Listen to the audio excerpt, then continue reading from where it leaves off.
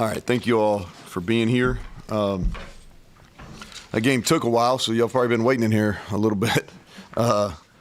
Great win. A lot of respect for BYU's program, and I think Kalani, one of the better human beings we have coaching, and he's obviously done a really good job there for a long time. So really a good win for us. I thought it was a complete game, defense, offense, special teams. Felt like, last 2 weeks have played, what we call good football, and today was probably our most complete game where we played good in all three phases. Played good on defense, played good on offense, special teams wise.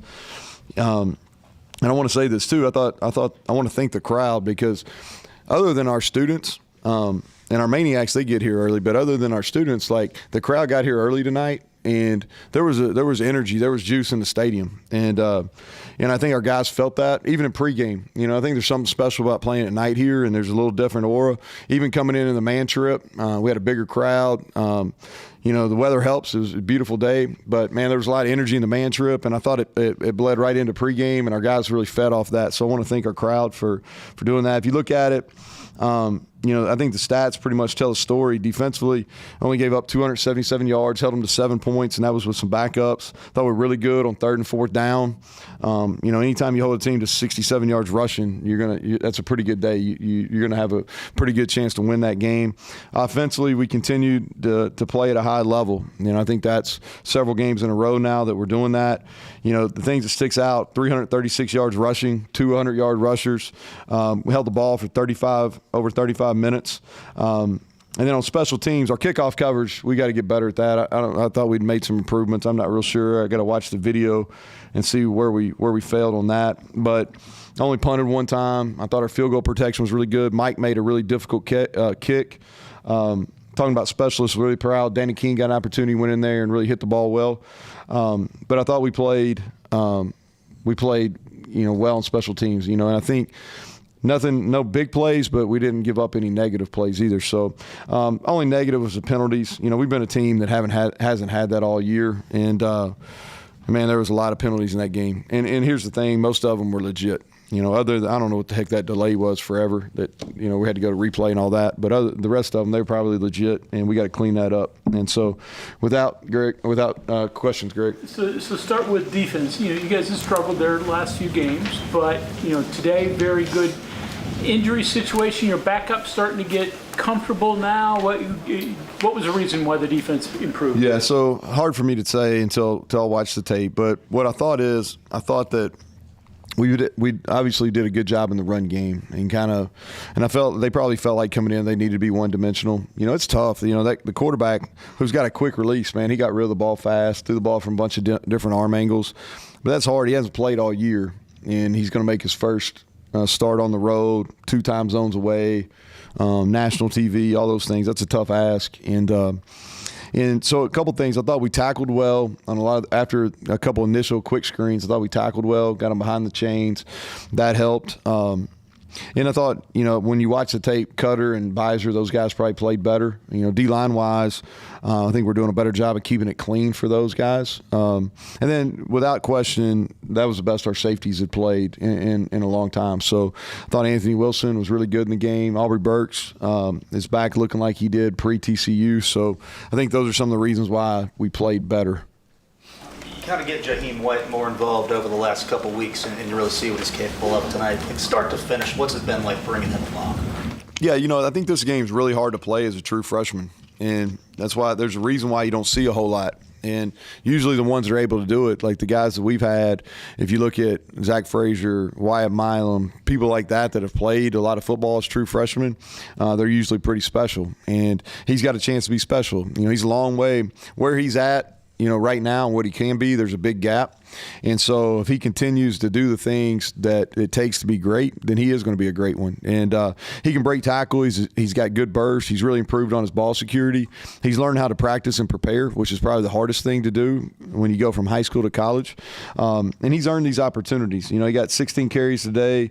That's the most he's had in a game, I'm pretty sure. And this is the second time he's gone over 100. He had around 90 last week. And so he's going to be important for us, as is Rodney. We got Rodney some touches, and he's going to continue to be important for us too as we go down the stretch. Were You at all surprised that Slovis didn't go, and how did that change your prep at all?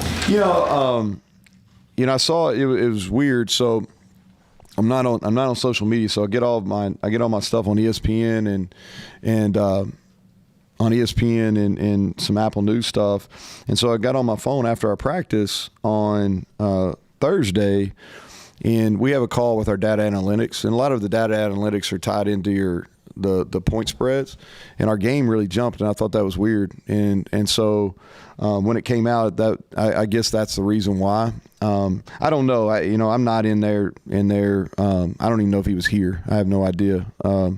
But it was too late in the week to change. We spent a lot of time watching junior college football on Thursday evening late. Some of our advanced people, and on Friday, and then we went back and looked at some film from last couple years because BYU's had some. They got 2 NFL guys starting on Sunday. So the last 2 starting quarterbacks they've had are starting in the NFL this weekend. And both those guys are mobile. So we went back and watched some film on that on Friday. But we didn't really alter our run game. We didn't really alter our plan defensively. It was too late in the week. You really needed to get Jaheim and CJ going after the stretch they had. It seems like you and Chad have just, I guess, pushed all the right buttons for both of them. Well, I don't know. Jaheim was more of he wasn't playing as much, and that was more of it was more of how he was practicing and preparing, and so I think when you have a veteran group up front, it's important that you earn those opportunities, and he just wasn't there, and we had a lot of faith in him because we knew he was talented, and so we just kept on, and a lot of credit to Chad, kept on Jaheim, and he was coming around, and he started practicing better, and he started preparing better and taking care of all the stuff off the field, and now he's seeing the fruit of those results, and my guess is that he probably won't backslide again because now he sees, okay, that if I invest this is the result, and so I like how this feels, I like the results I'm getting, I'll continue to do the things that it takes to do that. And then CJ was just, it was part confidence, part him. What was happening when he went through that stretch where he really wasn't playing well, he was really pressing. People were playing him different, and he was just leaving a lot of yards out there. And really last week, and I'm pretty sure this is the case this week, is he went back and just did the basic things as far as setting up his runs, not being impatient, using his blockers, lowering his pads on contact. But it hasn't been anything that's necessarily been a revelation by any means. It's just, hey, we kind of went back to basics, and it's paying off for him. What's it mean to be bowl eligible and do it this early? And did you sell that at all to the team? No, we didn't talk about it.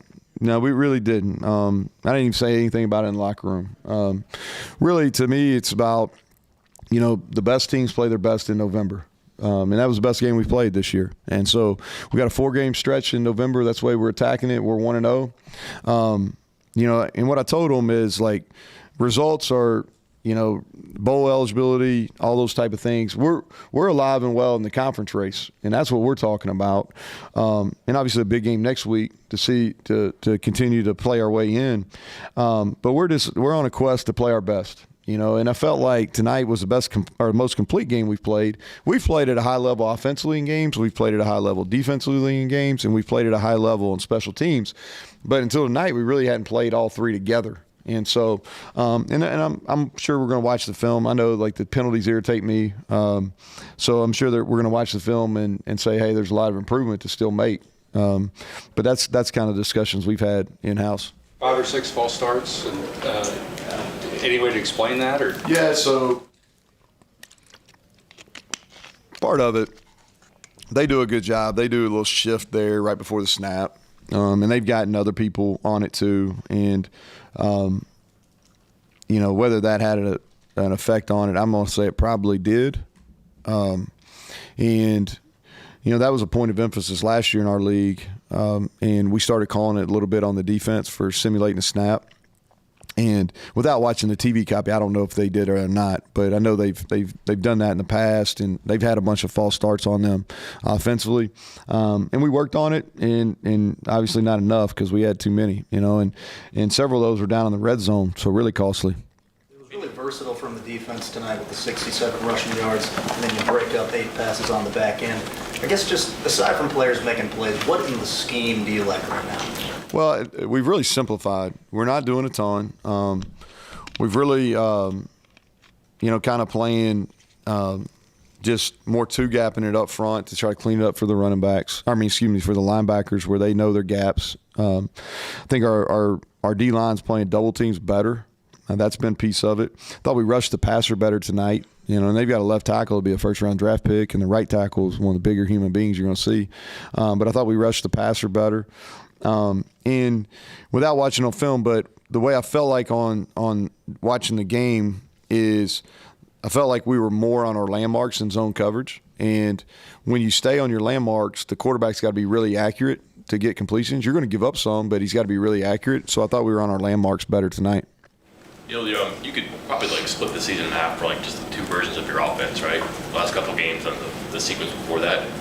How much of that is gradual, maybe inevitable, like you just thought you were going to get better? Maybe it was sidetracked by the quarterback health. And then how much was a dramatic difference where you guys have made some changes and created different ones? Yeah, so I think if you look at it, we've probably played pretty good since the bye week, and it's as much health as anything. And so I really felt like, and I think I've said this before, is I really felt like that we were going to take off offensively. If you go through the kind of the order of our season, Penn State's one of the top defenses in the country. And we just had some missed opportunities. If you remember, we dropped a couple passes and had some missed opportunities. But that's as good a defense as we're going to play all year. Duquesne kind of got going there. And then at Pitt, I really felt like we were going to take off. And we had a great week of practice offensively. I felt like that was going to be Garrett's kind of coming out party. And then he gets hurt there on play 4 or 5. And where Nico hadn't got a ton of reps because Garrett's in his first year starting. So Nico came in and kind of managed the game, and we just did what we needed to do because they were really struggling offensively. And then we get into the Texas Tech game where Nico is the starter, but we don't have much behind him. We have nobody that's ever played in a game behind him. And so you take out all your running back. You really take out a lot of your read game, because you don't want to put the quarterback in jeopardy getting hurt. And so we win that one. Then we go to TCU, and Nico sprains his ankle on Wednesday. Garrett doesn't really practice, and all of a sudden he's going to play on Thursday. And I really didn't know what we had, and he ended up playing better than I thought. But then, so we get that win, go in the bye, and then we've really played offense. I mean, we've really played at a high level since then, and we've been more, reading the run game. We've been more perimeter oriented as far as getting some receivers involved in that, and we're throwing the ball downfield better, which helps. We didn't hit it as many the last 2 weeks as I'd like to. But we're starting to hit our stride. I mean, there's a lot of things we can do better, but we're starting to hit our stride. And I said this last week too: is 6 gives us a chance. He's a really good player, and he gives us a chance week in and week out. Does a win like this, I don't know if validate's the right word, reinforce the way you all felt coming into this season about the preseason ranking, preseason poll? Well, I think that we're starting to hit our stride, and it is what it is. I mean, that's where we were picked, and week in, week out, we gotta prove that that's not who we are. And so, yeah, I think this team plays with a chip on their shoulder. They're resilient as any group I've been a part of. We've had some really low points, and they've been able to bounce back. And so I think the story on this season is far from written. I think it'll continue to progress as we roll. That being said, what was the tone of the locker room afterwards? Was it kind of focused? Yeah, I think the game has been out of reach, for probably a quarter and a half, and so maybe not as exuberant as you do sometimes when you go into a locker room, but that's I think that it was kind of a feeling of, because this is what we talked about. We felt like that we were really close to having a dominant performance, and that was a dominant performance, and so I think there was a feeling, okay, November, 4 games, 1 down. All right, next one up. Let's celebrate this because they're hard. But let's also be smart about how we're going to do it so we can get ready for the next one.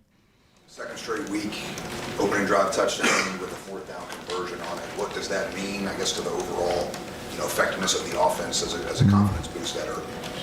Well, y'all asked a bunch of questions about it, and we did. We kind of went back, and I think anytime you don't get the result you want, you make some changes, and what we're doing is we're just making decisions earlier on what the opening script's going to look like, and we practice it, and I think the kids get some belief in it. We get some answers on it. And also we're choosing some plays that it really doesn't matter what the defense does as much. All right.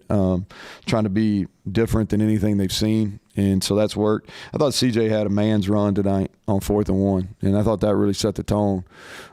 He had a second effort that really, because they kind of stuffed us. And he had a second effort. I thought that really set the tone for the rest of the game. You talked about health being a major driving force to allow the offense to get going, but you did mention, I think it was before the UCF game, the intention of maybe trying to get more aggressive, and then it really showed there. What maybe triggered throughout this season your interest in I got to get play calling wise even more aggressive? Well, we've been pretty aggressive all year, really. I think the thing at UCF that we did is we were going to be really aggressive there as far as going for 4th downs. I think that was what y'all were asking last week after the game, and we were going to be really aggressive. I think Greg asked about going for it on 4th down. We were going to be really aggressive in that game. But I think what you're seeing is a maturation of, Jaheim White's playing, and he's playing well. He's a true freshman. Traylon Ray on the second drive of the game made 2 great plays. He's a true freshman. Rodney Gallagher getting him more involved in some run game stuff, and that's helping. And so I think, and then Garrett is growing week in and week out also because of making decisions. And I think that shows some growth there too. The 2-minute drill at the end of half, he didn't put the ball in jeopardy. They were dropping 8, sometimes 7, and he did a really good job with less than a minute kind of making his way downfield without putting the ball in jeopardy. Anybody else? All right. Thank you.